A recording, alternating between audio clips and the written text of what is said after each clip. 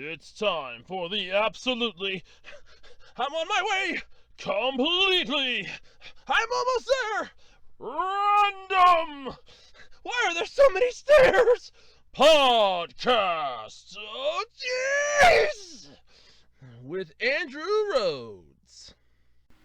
Hello everybody and welcome back to another exciting episode of the absolutely completely random podcast for Saturday, July 23rd, 2022. I'm your host, Andrew Rhodes, as always, here on the Web Designer 18 YouTube channel. And what do I got to talk about this week? Well, believe it or not, there is going to be a live action Yu Yu Hakusho. And guess what company's producing this one? Yep. And they got the cast announced, and, no, I'm not happy about this. Tiny Tina's Wonderland. Is anybody still playing this game? Is anybody still playing this? But a player has finally found a rare 1 in 85 billion item. Oh, yeah. Yeah, this will be, this is going to be a good showing here for Gearbox. BioWare's Anthem. You remember that thing, the doomed loot shooter that they basically put out and said that this thing is a godsend? Yeah, well, their godsend is now a penny at GameStop. Yeah, it could cost you a penny. Well, if you want to try it, now's the best time to do it. It's only going to cost you a cent. And then we have this story that definitely does not bode well for anything. Resident Evil showrunner wants to bring Lady Dimitrescu to the Netflix series. I could not wait to talk about this one this week. All this and more, though, this week on the Absolutely Completely Random Podcast. Before we get into this any further, you know the song and dance by now, I'm sure you do, but I've had to add a couple lyrics now. Ooh.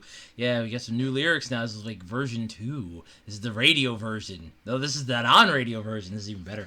So, you know my eBay page, ARHOADS-2012 on eBay. Come on, swing by, check me out. I got a lot of stuff for sale. More stuff will be going up. I do have some trading cards, some like Magic the Gathering, that my mom helped me catalog so that I can easily put them up. I'm working on that. Granted, I have the time now, in a way. I have some time. But yes, so I'm working on that. I do have some other stuff that will be going up. One person's trash is always another person's treasure on the worldwide flea market that is eBay, because, come on, where else could you find half the crap you never thought existed? Hell, better yet, where could you find half the stuff that you thought existed, you weren't sure existed, but then here it does exist. It's on eBay. Because a lot of people will probably buy the stuff off of Alibaba and resell it, but still, it still exists on eBay as well. So you can come check it out on eBay. And while you're there, checking out all the other stores and all the other shops, come by and check me out. It's ARHOADS-2012 on eBay. And speaking of stuff online, I have a t-shirt thingy. Yes, over at Spring, which used to be Teespring, but now it's Spring. It's spri.ng, because they can't have spring.com, because apparently that's already taken. So, wow, that's a brilliant idea. Wow, you guys changed your name from Teespring to Spring, but then you realize you can't have spring.com. Way to go. That was great. But yes, it's spri.ng, and I'm over on there. No, I don't have an actual URL for the store. It's in the description, because it's the generic URL, because I'm not going to pay for a domain name. No, I'm not paying for that. No, Mr. Superman, no home. I'm not paying for a domain name. So, yeah, come check me out. There's a lot of cool stuff up on there. Pulse Pizza, Pulse Gaming. There's some cute kitten shirts. It's nothing brand specific to me. It's just generic stuff. But, hey, I could profit if any of that stuff sells. And so far, since I started that, a grand whopping 0 has sold. So, hopefully that can change. But hey, while you're also out on the net, I have an Etsy shop as well, Symbol Design by Andrew.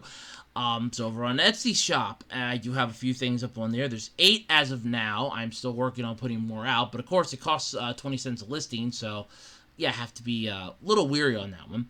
But still, come check that out. It's really cool. It's Symbol Design by Andrew. There's a link for that in the description. There's also a link to the GoFundMe in the description, help me and my mom either get the house that we're living in or move, whichever we have to do. There's a link to that in the description as well. Don't forget, you can also follow me over on Twitter at Take Your Roads. I have a Patreon page, patreon.com/webdesigner18, as well as a Ko-fi page. I know I have not updated either of those recently. Honestly, I do keep forgetting. I'm trying to remember to do those. It's just, yeah, I'm trying. I am a one-person army here. But yes, I'm trying. But there is that. So we have patreon.com/webdesigner18. There is a Ko-fi page. Follow me over on Twitter at Take Your Roads. Check out the official Web Designer 18 Facebook page. Don't forget to like, comment, and subscribe so you can be made aware of when new videos drop right here on the Web Designer 18 YouTube channel. Alright, so obviously you're hearing a fan in the background. If not, cool, and I got it down to good decibel level so that you don't hear it. I'm trying to fix the microphone. Apparently that was one of the complaints of things I can improve on my channel is I yell too much and it's too loud in the microphone, ear rape and things like that. So I'm working on changing the decibel volume, trying part here. So if you're a fan in the background, obviously I can get an excuse for that one because it is freaking hot. You ever see the movie Biloxi Blues? There's a line in that my friend's wife had put up on Facebook years ago, and it's like, this is hot. This is Africa hot. Tarzan couldn't take this type of hot. Yeah, I'm more of a fan of the Simpsons quote of, oh crap, I shouldn't have said it was a secret. Oh crap, I shouldn't have said it was a customer. Oh crap, I certainly shouldn't have said it was illegal. Oh, yeah, it's too hot today. Yeah, I'm more of a fan of that quote when it gets really hot out, and by God, it's freaking hot out. I wake up every morning drenched in sweat. It is not pleasant. It is not fun. Holy Christ, it is just miserable. Oh, I hate the heat. God, do I hate the heat so much. But yes, so that's been going on this week. But how else did the rest of my week go? So I'm still looking for another job. I got family members that are kind of riding my ass about it. I'm trying to find some passive income so that I can do other things. Because let me give you a little lowdown here. And I know I was told to stop complaining. A friend of ours told me to stop complaining. But you do realize that I don't actually mention names. If you've ever noticed that, even if I put something up on Facebook or on Twitter, I don't mention names. I don't mention names. And technically my Facebook page, my personal Facebook page, is locked to only my friends. So nobody can actually see that unless you're friends with me. I made damn sure of that. So there is that.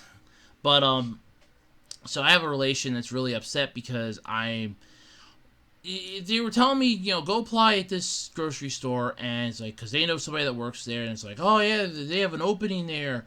They need day shift. Well, I can't do days. So I was putting this in for night shift, which you figure I'm still putting in an application regardless. You should still be able to find it. So apparently this person was supposed to call me on Monday. They never called me. And then it's like, well, you need to call this person first thing Tuesday morning. Yeah, sure. I got right on that. I have put in, and I'm not even joking about this, okay? I have put in 4 applications for this. I am not filling out a 5th one. They called me on Tuesday. I want to say Tuesday. They called me on Tuesday because we had to get tires for the car. I found tires on eBay for a really good price, mind you, too. So I was actually kind of, I justified itself in my mind, like, hey, I found tires. They were a good price. So cool. I'm so happy about myself for that. So, I got back. I quick ran to the post office because I had to ship something out. Then I quick stopped up at the garage to ask, hey, can you put tires on my car? Can I set up an appointment to do that? Which they were able to do then that Wednesday, so I'm really happy about that. I now have better tires in the car, which really makes me happy. Quick ran down to the ATM to get the money out to pay them, since they do not take credit or debit cards anymore, which is fine by me. At least that's why I asked ahead of time, hey, what's this going to cost me? So I knew I had enough money. And I come back home and I'm working it's like, okay, well, let me, go in here into my book and put down, okay, ship this out. Okay, so this was shipped out, and then I stopped to get this out. And I'm doing that in my book quick, and then my phone's ringing. I'm like, well, it can go to voicemail. Because I'm literally wanted to figure this out. I wanted to make sure I have this so that I don't forget it. And they left the voicemail. And the voicemail was really nice. It was like, hey, this is so-and-so. I'm not going to say names, obviously. I'm not going to say the place either. And it's like, yeah, well, we got, it's like, you put in for an application. I can't find your application. I'm having a hard time finding your application. But if you can come up here to the store. So in other words, they couldn't find my application, so their solution is to have me come up to the store, fill out another application there, and then go through this entire rigmarole, and I probably still wouldn't get the job. And I like how this relationship of mine was going, they really want you. They really want you. Well, how the hell could they really want me if they can't find my application to know what the hell my skill set is? Better question is, if they can't find my application, how the hell were they able to contact me on the phone? How are they able to call me if they can't find my application? See? That shot some red flags up to me. And I'm like, I even told this to the relation. I said, I'm not filling out another application for this. Forget it. I have already filled out 4 applications for this so far. I am not filling out another application for this. I'm tired of jumping through hoops for this one. I know I need a job, but I am not jumping through hoops for this one. Forget it. I'm not jumping through hoops on this. So that was Tuesday. Wednesday got the tires put on. That was fine. Yesterday, yesterday. Thursday was okay. Heat was bugging the hell out of me. It was god-awful hot. Holy Christ, was it hot. I think I keep crashing like early in the morning, like around 7:30, 8 o'clock. I keep crashing because it's just like my body just finally gives up and I have to just like relax and it puts me to sleep. And Friday was just a total, just meh. Yeah, you can just imagine. But anyway, that's been my week. Yay. Fun, right? That has been my week so far. So, yay. But yes, I mean, I want to try to do like passive income because I really, the places are hiring, but they're not hiring. If anybody out there understands what I mean by that, and I'm sure somebody out there does. They're hiring, but they're not hiring. They're hiring in the aspect that, we're looking for people, but they're not hiring. If anybody out there knows exactly what I mean by that, congratulations. You understand the struggle. But, so that's been my week. Hands down. But anyway, let's get into the podcast. We got a lot to talk about this week. It's gonna be a lot of fun. All right, so Anthem. Yes, I'm not. No. I'm gonna save the one for. I'm gonna save the one. Hold on. No, I'm gonna talk about Anthem first. This is interesting to me. So, Anthem. This was the BioWare's loot shooter. This thing was doomed from the start. Players were not happy with it. Reviewers were not happy with it. Everybody hated it. Well, good news. If you've been waiting and hoping that this thing was going to hit the bargain bin, well, I don't think it could get any lower than this because it's now hit the bottom of the bargain bin. Yeah. So you can either file this one under funny, sad, or goddamn both. BioWare's doomed loot shooter Anthem from 2019 can now be purchased used for very, very, very, very, very, very, very, very, very cheap. Like a penny cheap. Like seriously, 1 penny. That's it. 1 penny. That's all it's going to cost you now. Oh, can't even begin to laugh at this or how bad it is. But yes, at 1 cent, that's all it's going to cost you. 1 penny, probably. Yeah. If you're in the right place, though.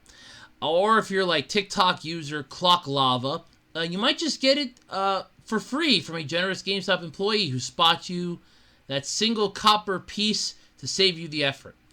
Hey, the servers are all still up for now, so maybe there's fun to be had. Yeah, go for it. I mean, it's a penny. I can get a game for a penny. The servers are still active for 1 cent? Hell yeah, let me try and get it, man. That might save the game. Probably not. But yeah, Anthem was BioWare's attempt to catch some of the fire that everyone jazzed about with games like Destiny 2 or Warframe. But they failed miserably. Yeah. It was bad. You played as a javelin suited up in gear that turned you into an Iron Man, basically. The game, unsurprisingly, sets you out to shoot stuff and collect the armors and all the loot. Success for these kinds of games isn't guaranteed. Destiny notoriously had a rough first impression, and Warframe took a while to rise above the status of that neat free PS4 game. But Anthem just lacked everything. They lacked substance on its release to earn a place for gamers, following the tumultuous development filled with conflicting visions for the title, and tons of crunch to make up for the poor plans and lost time, all spell doom for this piece of shit. And by God, doomed it was. So, like many other doomed at first games these days, it was assumed Anthem would have a glorious No Man's Sky comeback, or would at least try. No. Work was being done to move the game in a better direction. EA basically, the revival of it. They just took it out back and shot it Old Yeller style. It's like, yeah, nope, screw this. Just gonna take it out back and shoot it Old Yeller style. Not a problem. They killed the revival efforts and sentenced the game to a slow death last year. So it's been on life support now. You can get it for a penny and help fluctuate the life support in a way. So it's no surprise to see this game ending up on the bargain bin of bargain shelves. Or the bargain of bargain shelves. Basically, it's the bottom of the barrel bargain bin. It's like, look, the bargain bin usually goes, like, if it's something that started out like $10, usually $3. You know, like, you're talking bargain bin. Bargain bin's usually like $5. Then the next tier is like $3. Then $2. Then $1. Then anything below the $1, it's basically grab as many copies as you can. Because there's a good chance that this thing's either going to have a massive comeback, or you can make a coffee table out of them. I would personally recommend going for the coffee table. because that is funny. Hell, I remember getting there was a game, Mega Man Star Force 2. There was a book that Best Buy had. And I remember this was back when I still didn't have a job back then. And I was like, oh, I really wanted to get the one Shin-Chan DVD. So I kind of like, strung all my money together. I'm like, hey, this is going to be cool. So went to Best Buy to get this. And I'm like, hey, I have just enough to get this. And I have enough to get the book. The book had a bunch of cards you stick on the touchpad of your DS, and it can give you different items. I'm like, hey, this is going to be really cool. So I go to get that. I go up to the register, and I'm like, okay, it's going to come out to this. I have just enough with the tax. I figured everything out in my head. I have just enough. And it came out way under, and I'm like, what the hell? Walking out to the parking lot, look at my receipt. I got the book for a penny. I was like, I wanted to run back in and grab like 3 more of them for a penny, but I'm like, nope. I was like, I'm not gonna push my luck. I don't know if it was a glitch. I'm not gonna push my luck. Nope, they were actually a penny. I should have went back in and said, this is really a penny? Yeah. Hold on a second. Here, I want to buy the other 25. I could have sold them on eBay, brand spanking new. I ended up selling it then on eBay because I ended up not having the game anymore. So I'm like, yeah, well, it's not worth having the thing if I don't have the game. But, yeah, I mean, you get something for a penny. That's a bargain. That's, Jesus Christ, that's bargain bin below bargain bin. But as reported by Fanbyte, the discovery was a surprise to TikToker Clock Lava. Quote, so I just went to GameStop, and they had Anthem for a fucking penny. Clock Lava opens their video with, as Star Wars Duel of the Fates appropriately blares in the background, at first they expressed doubt that this was at all real. When I went up to buy this, I was like, there's no way this is actually a penny. But it seems, if the video is to be believed, that it is indeed what you may find in your average used bin of last-gen titles. So it's now a penny. Holy shit. So Clock Lava goes on to say that the GameStop employee who handled their purchase said that games costing 1 cent are often bad. Sound logic, of course. I mean, if something costs a penny, it probably sucks.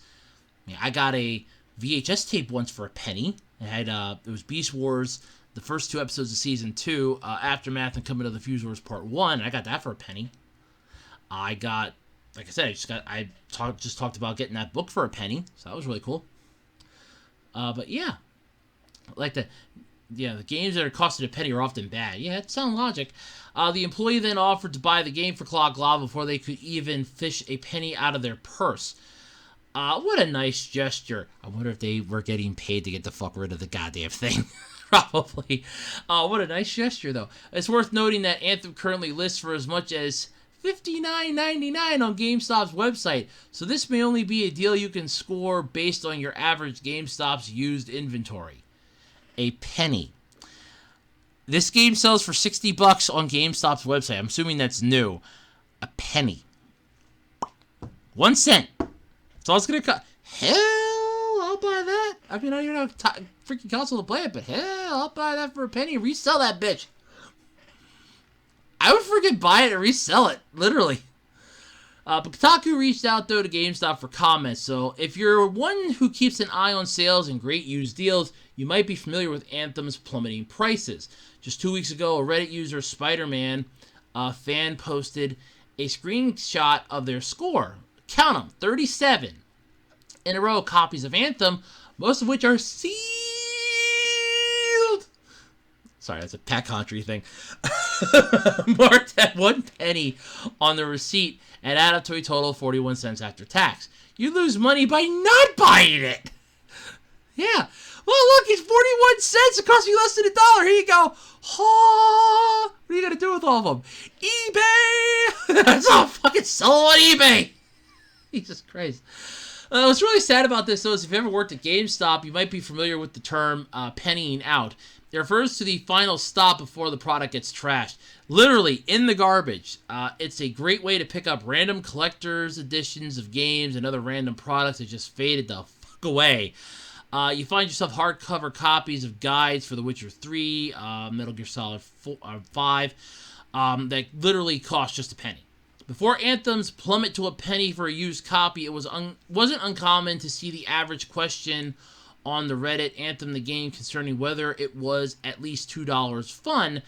When it was hovering around that price, from this author's personal perspective, it's been a game that's frequently been the subject of random texts from people that they don't talk too much, usually with a picture of Anthem's box in a store somewhere listed for like $4.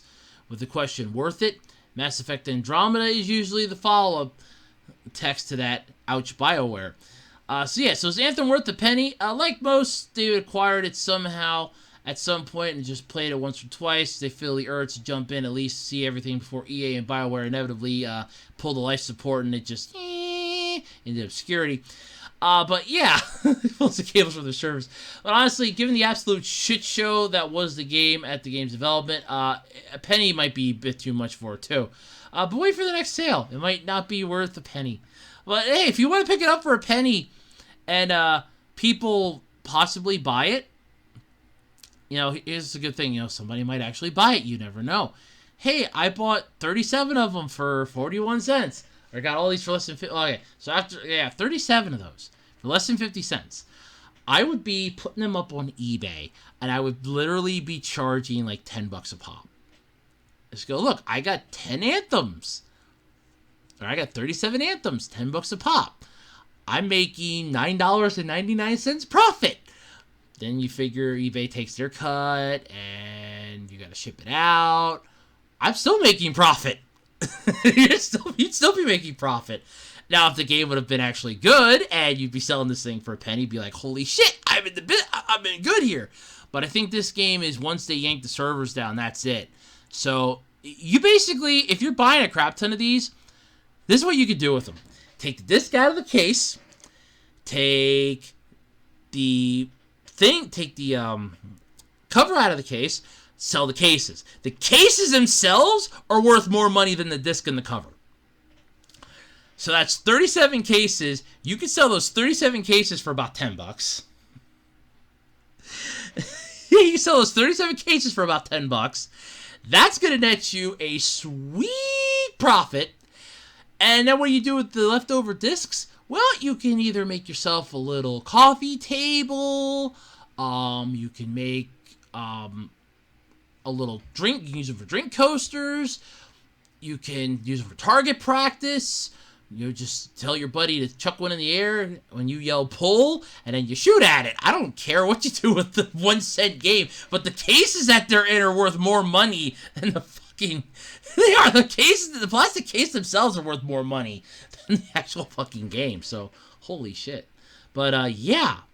I would be more impressed if the cases are probably worth more money. Seriously, that's scary to me. But, yeah. That's, if you want it for a penny, go for it. Find it at your local GameStop for a set. Jesus Christ, I'd buy it for a penny and then resell it for $10 or $5. Hell, I'd make profit no matter what I sell it on.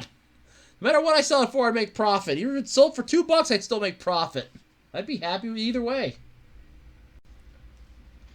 Alright, so, all of the horny nerds out there, drop your love dolls, drop your waifus, drop your body pillows, drop that weird thing you got on Alibaba for like $2 because it reminded you of an anime character that you wanted to screw since you were 3 or 5 or 10 or whatever, however old you were, and you always had this thing for this anime character, you could never explain it. Drop all that crap because I got some news for you. I have to drop a solid beat here. I had to make this part interesting. So the showrunners of Netflix's Resident Evil series must see the writing on the wall, because this thing has not been well received. And by not well received, let's put it this way. When the target demographic that you wanted for this are saying this thing sucks, that's a problem. When you have solid reviewers that were going into this with open minds and then coming out and saying this thing sucks, that's a problem. And it's a Netflix series. Of course it's a Netflix series. But yes, the showrunners, though, of Netflix's Resident Evil series want to introduce a live-action version of everyone's favorite villain from Resident Evil Village if the show is renewed. So this is basically, I love that, if the show is renewed. So this is their, well, the first season sucked. Netflix isn't happy with us. Put this out on social media. Just put this out on social media. This is our Hail Mary. What are we going to do? We're begging the nerds. Oh, God, we're going to the nerds. Have we sunk this low? We have no choice. We're going to the nerds. Go to the nerds! To the nerds. Yes, because they want to introduce everyone's fan-favorite villain from Resident Evil Village. Now, are you thinking, is it the guy that... Honestly, I kind of like the guy that had the power over the metal. I thought that was pretty badass. I thought he was pretty cool. But no, not him. Is it the little creepy doll that has the house full of horrific nightmares that will make you want to scream bloody murder? Nope, not her either. Oh, is it the mermaid thing? Nope. The lichen? Nope. It's the one that they use for all of their goddamn marketing. And then she was killed off. And it's the first fucking boss of the game. That's right, Lady Dimitrescu. Ah, yes, Lady Dimitrescu. Oh, God. For those of you that don't remember her, she's the one that's like, I think, 8 or 9 feet tall, very large in the chest, and fans just immediately fell in love with her. Like, instantly fell in love with her. It's like, oh my God. Oh my God, yes. Fans were simping her. Markiplier was in love with her. Oh my God, everything you can imagine. It was just nightmare after nightmare after nightmare. But, oh yeah, no, this was a thing. This was a thing. She was a thing. But yes. Speaking of Polygon, though, Andrew Dabb said he wants to bring in as many iconic characters from the game series as possible, including enemies from anywhere between the first and latest entries. Oh, so you're definitely scraping the bottom of the barrel here. Over the course of the series, I want to bring everything in, he said. Left to my own devices, I want Lady D. I want the plant monster. I want it all. I want everything. But judiciously and responsibly over time. Yeah. In other words, this is, we can't get the ratings up, so they're panning to the nerds to either spank it to something or to get them horny enough to watch. That's all it is. Don't fall for this, guys. Look, seriously, don't fall for this crap, okay? Don't fall for this. Now, granted, there have been a lot of people that have done some goddamn beautiful cosplays of her. I will not lie about that. Don't fall for this. Remember how Netflix treated Cowboy Bebop. Remember that they could not make Faye very sexy because they didn't know how. They said that we can't make her costume work the way it did in the show, the way it did in the anime. And yet cosplayers were doing that for how long? Cosplayers were doing that for years. And Netflix was just fucking lazy and refused to touch it. So, there is that. Don't fall for this, guys. Do not fall for this. Okay? They are not doing this for you. They are doing this to keep themselves employed. They are not doing this to make the show better. They are doing this to pander to their own egos and to give the nerdy fans something to spank it to. That's all it is. Hands down. I'm not even joking about this. So given the show follows two timelines, one before and one deep into the apocalypse, Dab said he wants to explore how these games' characters would be different in each storyline, and would even like to introduce previous game protagonists. The question becomes, how do people change? So there are characters who we haven't seen in quite a while. Jill Valentine, Claire Redfield, for example. So how do they react in the present day to all the stuff happening? Well, honestly, I don't really think either of them is going to do much other than just shoot shit and look pretty, and then shoot more shit and then still look pretty. No offense, I've watched the Here's What You Need to Know About Resident Evil before Village came out. There was a couple YouTube videos, so I'm like, yeah, I might as well watch this so I know what the fuck's going on when I start watching people playing this thing. And oh yeah, it was a good idea. Holy shit. But yeah. An equally interesting question, though, if not more interesting. What happens 14 years, 15 years, 16 years into the future where the thing they were trying to prevent has happened? These characters have spent their lives fighting these outbreaks. What happens when you lose? What does it look like? It's the end of the world, baby. Come on, REM did a song about this. It's the end of the world as we know it. Yeah. So while Resident Evil hasn't been renewed for further seasons, thank you, Lord, it's dethroned Stranger Things as the most viewed show on Netflix right now. Oh, God. Well, then again, to be fair, Stranger Things kind of shot themselves in the foot, so it's not really much of a... That's not really much of a... I don't really want to say good thing. It's basically not a total shit show. It's not a bad thing, but it's not a good thing either. Yeah, it also ends on a blatant cliffhanger, which references another famous character from the game. And given Dab's comments regarding other characters, there certainly appears to be big plans for new seasons, provided you actually get one. They gave it a 7 out of 10, while the quality of Resident Evil's split timelines varies. The way it creates an original story and continuity while using the events of the games as a foundation is impressive and especially enjoyable if you're a big fan of Albert Wesker. Now, here's my thought on this. They see the writing on the wall. Oh, we need to get fans to come back. They may not come back. We're riding a train of popularity because Stranger Things tanked. Look, when you see people bitching about it online, and this was a show that a lot of them were looking forward to coming out, what does that tell you? Oh, this thing tanked. That's not good. Hey, what's this? Resident Evil? Hey, I'll watch that instead of the show that sucks right now.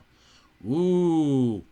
Wow. And then all of a sudden it's, so this is what happens when a show sucks. Good to know.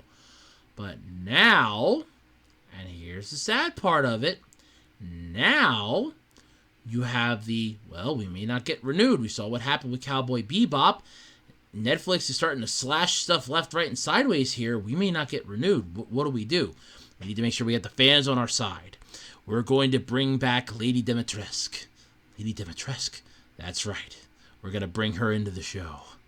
Oh, sweet God, yes, that'll do it. The nerds will come out in droves. They will be horny and spanking it all day long. Damn straight. That's all we gotta do. Bring us Lady Demetresque. No, don't fall for this, guy. Seriously, do not fall for this.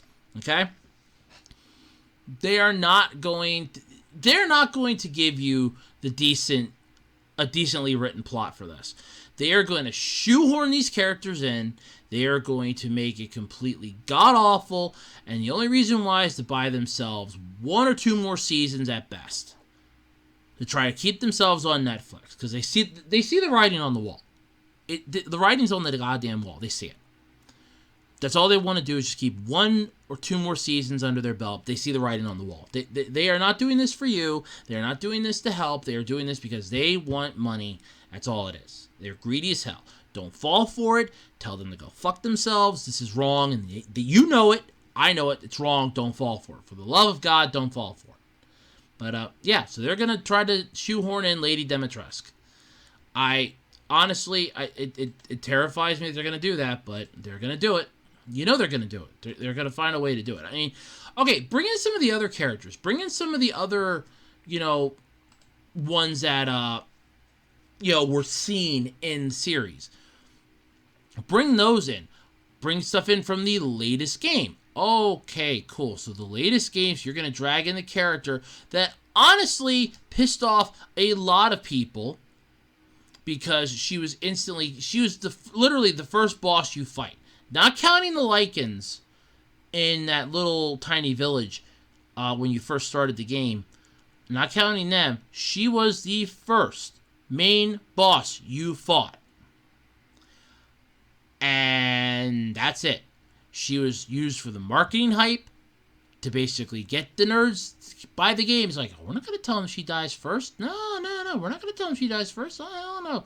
We're not going to tell them she dies first. No. We're not going to tell them any of that. Then they watch it. They watch gameplay of it. They play the game themselves, and they see that she's the first boss. But we killed her. She's going to come back, right? And they go through the rest of the game, and it's like, she's dead. She's dead. She's complete. I'm freaking pissed she's dead. That's not right. That's not. She's dead. What the hell? What the hell? Yeah, that's it. So, no. It's not a good thing that, that was their marketing hype. They knew who to market this to. They knew that, hey, once they get this game, we got the money, regardless. Because they'll play the whole game. Because they'll think, oh, she'll come back. They killed her. Bastards! Yeah, that's it. That's all. That's literally the whole gist of it. So, yeah, no.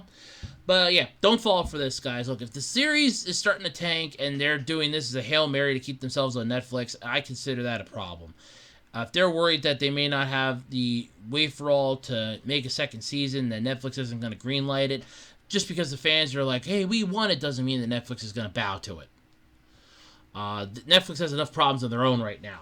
They're losing subscribers left, right, and sideways. They're hemorrhaging money out their ass. They have enough problems to deal with other than whether or not they can get a bunch of horny nerds to tune in to a 9-foot 6-inch woman with giant boobs. That's the least of their concerns right now. Alright, so who out there remembers Tiny Tina's Wonderland? This is one of those blink and it's gone type of deals. You blink and it's not even there anymore. Yes, for those of you that don't remember, Gearbox famously marketed its new loot shooter, Borderlands 2, with an eye-catching phrase, 87 bazillion guns. It was a joke, obviously, but the latest entry in the series, Tiny Tina's Wonderland, surfaced a similarly eye-catching number. One player stumbled upon a piece of gear that they say has a 1 in 85 billion chance of dropping. A 1 in 85 billion chance of dropping. Yeah. So Tiny Tina's Wonderland, released in March for consoles and PC, maintains the series' penchant for raunchy humor and randomized weapon drops. It's basically nothing more than D&D and Borderlands. That's all it is. It's D&D meets Borderlands. That's all it is. I don't understand this. Beyond its fantasy-inspired respray, Wonderlands introduces some changes to standard Borderlands, including some behind-the-scenes tweaks to the rate at which loot drops, legendary weapons, the highest tier, are more rare than in 2019's Borderlands 3, for instance. The story was originally published in July of 2022. So beyond legendary drops, Wonderland has the possibility to respawn gear enhanced with permanent extra modifiers. If you play on Chaos Mode, a challenge setting that applies a number of difficulty modifiers to the game, you stand a chance of finding chaotic gear, which has higher damage than standard gear. Then there's Ascended gear, widely considered the best tier in the game since respawns with higher than normal passive stats. The Borderlands streamer Moxie stumbled upon what players believe is likely the rarest item in the game, an amalgam class mod that's both ascended and has perfect stat rolls. Ooh. Yeah, this class mod is such a coveted item, becomes with 5 randomized bonus stats compared to the 3 you usually get. Many, the version Moxius, I hope I'm pronouncing this right, found is in Borderlands fashion a mouthful of RNG modifiers. Ascended Warlock's amalgam of glorious purpose. It also happened to roll with perfect stats for each one of the 5 slots. Ooh. His reaction in the moment was just about sums it up. Whoa! Whoa! Yeah, you just blew your load all over your computer, huh? I just got a chubby, I got a rare item in my game. Yeah, seriously though, check out the stats. A 29.7% bonus to all damage, plus a 49% bonus to spell damage on top of that. And another 27.7 bonus to area of effect damage on top of that, alongside a 59.3% chance of landing a critical hit with spells or abilities. It also happened to roll extra damage for Moxie's primary class spell shoot, 52.6% boost, and secondary one too, Graveborn, 26.3% boost. Again, whoa. Yeah. I got super lucky that mine rolled with all damage stats, they told Kotaku. They can roll defensive ones and utility stats as well. Ooh. Yeah, so they came across such a rare find is of that shot in the dark luck reserved for winners of the lottery. Yeah. Over on the official Tiny Tina's Wonderland Discord, though, players comb through the code and other game data to assess and trade key learnings on everyone's shared eternal quest for fine-tuned min-maxing. Passive stats for Wonderland's gear appears in so-called clusters, which determine groupings of stats that can't appear together or on the same piece of gear. For instance, according to community research, if you move a speed perk on a shield, that shield can't give your companions a boost to their chances of landing a critical hit. Those stats exist in the same cluster. So in other words, they fixed the game so that you can't do anything, and the game has to give you all that you're looking for right off the bat. Yeah, okay. One of the most definitive theoretical rundowns of Wonderland's weapon rarity is courtesy of Borderlands YouTuber Constant Canadian, which is where the 1 in 85 billion figure comes from. Oh boy. Yes, my head hurts too, thankfully. Both Moxie and Constant Canadian broke the math down. So there are 6 classes in Wonderlands. High-level class mods typically bestow bonuses to both your primary and your secondary class. Since there are 6 classes in Wonderland, the Amalgam stood a 1 in 6 chance of dropping, and as a spell shoot in the primary and a further 1 in 5 chance to roll as a Graveborn in the secondary. That's 1 in 30. The chance to have 3 skills with all 5 points spread evenly works out to 1 in 243. Remember, those clusters getting perfect stats across 5 categories breaks down as follows. 1 in 19, 1 in 14, 1 in 11, 1 in 8, and 1 in 5. Or all together, 1 in 117,040. Ascended Gear has a 1% or 1 in 100 chance of dropping. Multiply all these numbers times 100 for percentage, Moxie said, and you'll end up with a 0.00000000117%, which comes out to 1 in 85,233,160,000. Now, to put that into odds of winning the Powerball. Okay, so put that in odds. The odds of winning the Powerball are 1 in 292,201,338. Again, the odds to get this exact drop in Tiny Tina's Wonderland, 1 in 85,233,160,000. The odds of winning the Powerball, okay? 1 in 292,201,338. Based off of that, okay? Based off of that, you have a better chance of winning the Powerball 5 times in a row than you do of getting this drop. That's terrifying to me. That is horrifying. So so Moxie's Amalgam is the rarest item in Wonderland, but so is any other Amalgam technically. Constant Canadian told Kotaku, think of it as there are 85 billion different possible variations of Amalgams, and Moxie's just so happened to get this one. So the infinitesimally small drop rate doesn't refer to the item itself, but rather to the happenstance that a flawless version of it spawned for this character. I don't care. Look, here's the thing. If the chance of getting this one drop in this game is that high, then Gearbox knew what they were doing, and this was nothing more than a gigantic loot box that you will spend money so that you can get a shit ton of money out of it.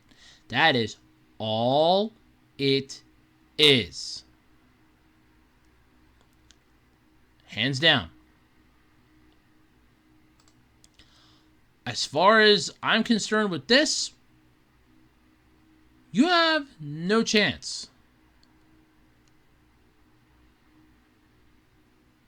Okay? You have no chance. But like I said, you really want to, try this for yourselves, you have a better chance of winning the Powerball. Seriously, you have a better chance of winning the Powerball. Yeah, there you go. That's yeah, there you go. That's literally it. You have a better chance of winning the Powerball. Alright, so this is one that does kind of bother me. So, Netflix is rolling out a live-action Yu Yu Hakusho series.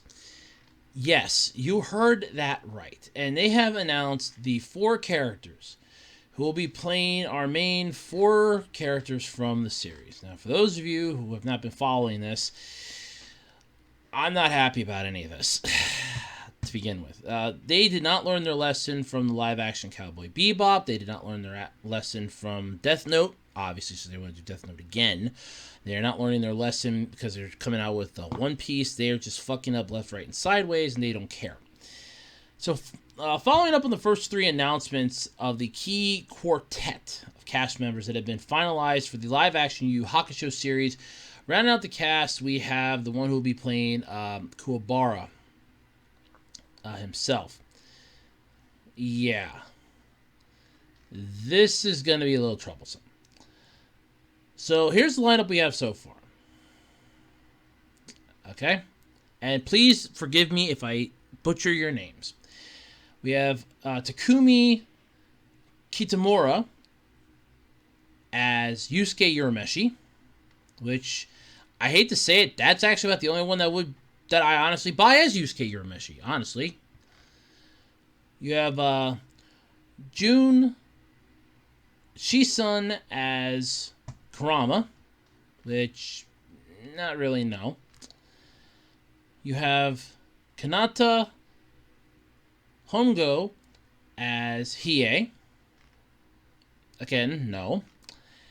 And, of course, Shuhei Yushugi as Kuwabara. Again, no. This series is currently set to drop next December, so there's still a whole year. We're still over a year away from this thing. Happily, that is about the only good thing that's coming out of this. We're still a year away. The problem is, I don't like this idea in any aspects. For starters, Netflix does not have the world's greatest track record when it comes to making anime adaptations into live action. They do not have a track record. They did... Oh, wow, I got a text message. They do not have a decent track record. They have what is essentially garbage and crap and everything else.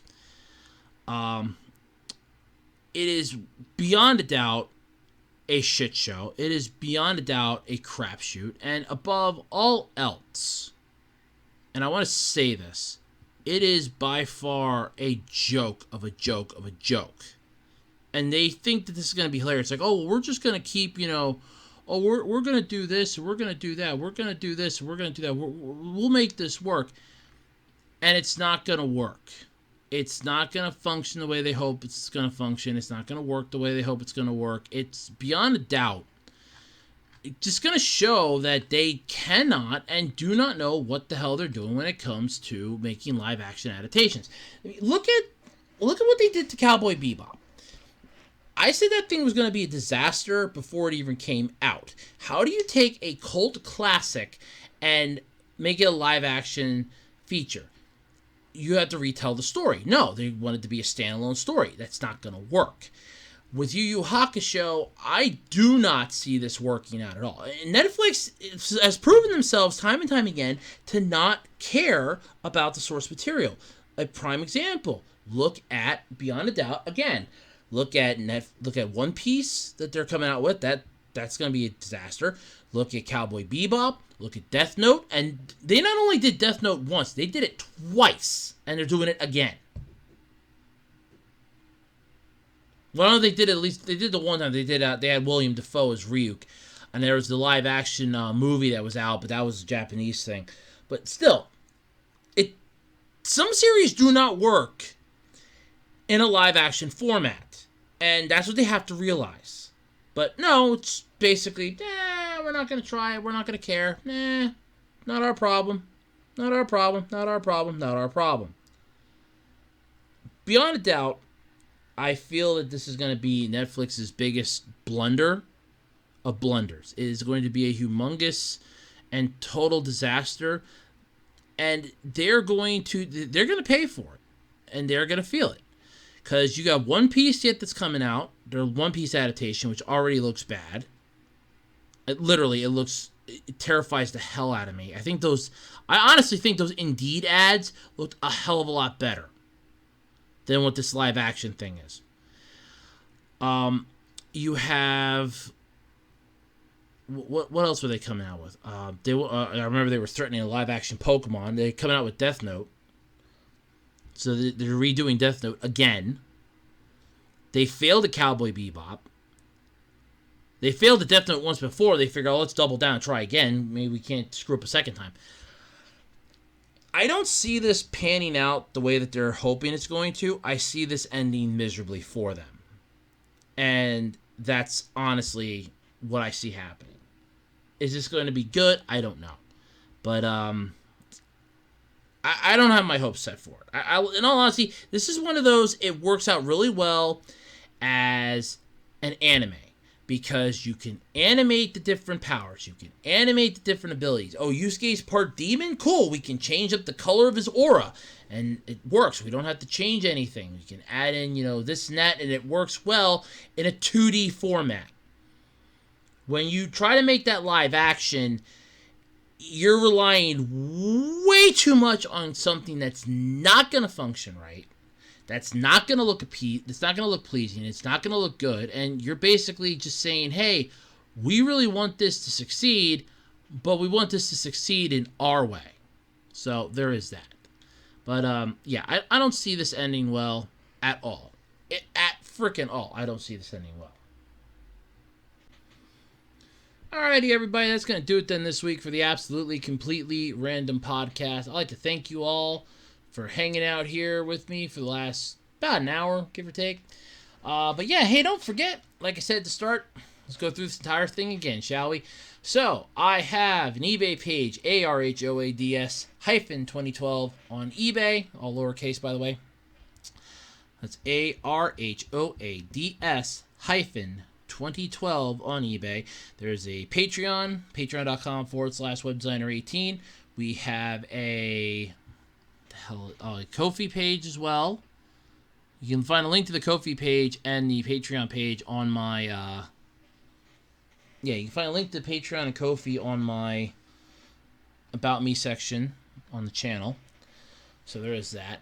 Let's see here. Am I forgetting anything? Got the Etsy shop, symbol designed by Andrew. It's really cool. You check some of them out. I'm trying to add more stuff up, but I got some wedding invitations, a couple planners. It's pretty cool. Let's see what else. The t-shirt thingy. Yeah, it's over on Spring. There's a link to that in the description. The GoFundMe is linked in the description. And that pretty much sums it up. So until next time, until next week, I'm Andrew Rhodes, and I'm out of here. Bye, everybody. Have a great weekend. Catch you all later.